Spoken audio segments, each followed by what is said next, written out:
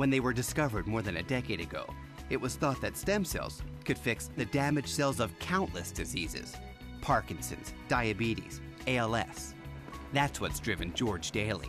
Thinking about the potential that this has for changing the way that we not only study disease, but one day treat disease is really very, very exciting. But there's a problem. Stem cells, for the most part, come from human embryos, from that time just after sperm meets egg, when we're made up of just a few dozen cells, and the function of those cells has yet to be determined. The main source for the embryos are IVF clinics, where surplus embryos are often discarded as medical waste. Still, harvesting the stem cells destroys the embryo, and for many, that's morally wrong. Others believe that holding back medical progress is also wrong. But in 2007, some experiments were conducted that many believe will finally bring the fighting to an end. Japanese researcher Shinya Yamanaka figured out a way to take an ordinary skin cell from an adult, turn back its genetic clock, and transform it into the equivalent of an embryonic stem cell. No embryos required. Ironically, Yamanaka had to use embryonic stem cells in order to find a way to do without them.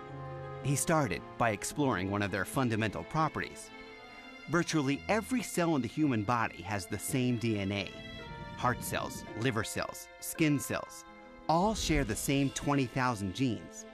During our development as embryos, though, different genes in different cells get switched on and off in different ways, and that's what creates all the different types of cells in our bodies. It's called cell programming.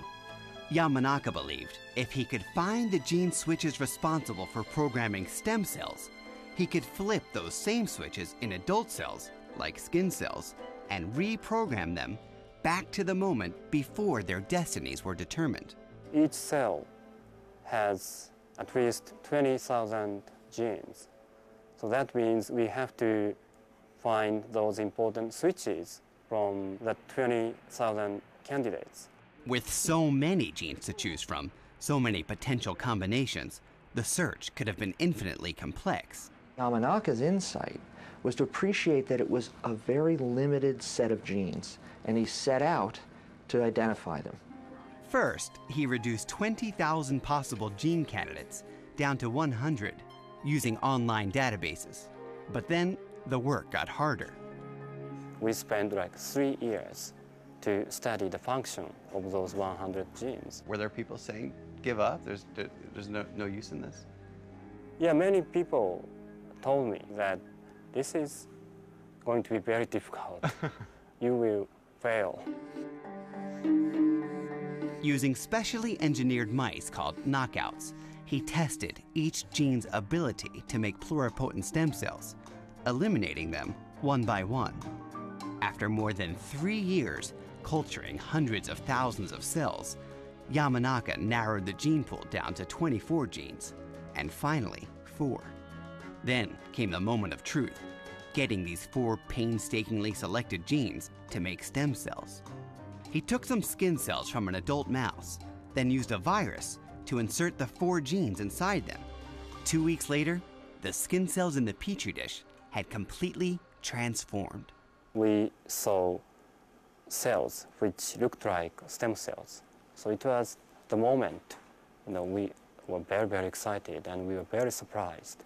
Yamanaka dubbed the cells induced pluripotent stem cells, or iPS cells, and found they were virtually indistinguishable from embryonic stem cells.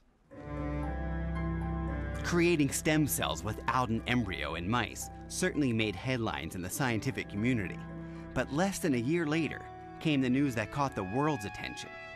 Based on Yamanaka's work, 3 independent scientists transformed human skin cells into iPS stem cells.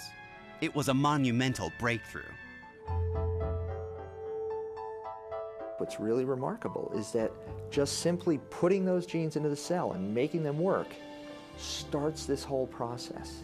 It takes those stable, specialized skin cells and erases all the skin functions and reactivates enlivens the embryonic functions and turns that skin cell back into a pluripotent embryonic cell. Back in time, basically. It's back in time. I mean, it's like a whole altered universe. I mean, it's really changed the fundamental nature of that cell.